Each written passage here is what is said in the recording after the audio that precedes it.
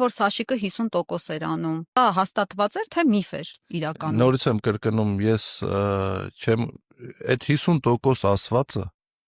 դա ժողովրդի մեջից դուրս եկած խոսակցություն է։ Եղել են որոշակի խնդիրներ, հարուցվել է գործին ում հետաքրքիր է ավելի մասնագիտորեն թող ստանան, նայեն, քննարկեն։ Ես հիմա ասացի գործերը ինչ եղել է, որը հաստատվել է, որը չի հաստատվել, դա կարող են մարդիկ ծանոթան։ Տեսեք, պարոն Վանեցյան,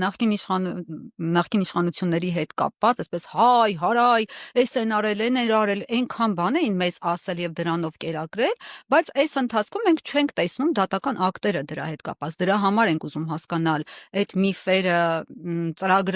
ծրագրված էր։ Ես ձեզ մի բան կարող եմ հստակ ասել։ Իմ մոտեցումը հետեւյալն է. եթե ցանկացած մարդ կլինի իմ հարազատը, իմ բարեկամը, թիմակիցը, օրենքա խախտել, պետքա պատասխան տա օրենքի ամբողջ խստությամբ։ Դա է իմ մոտեցումը։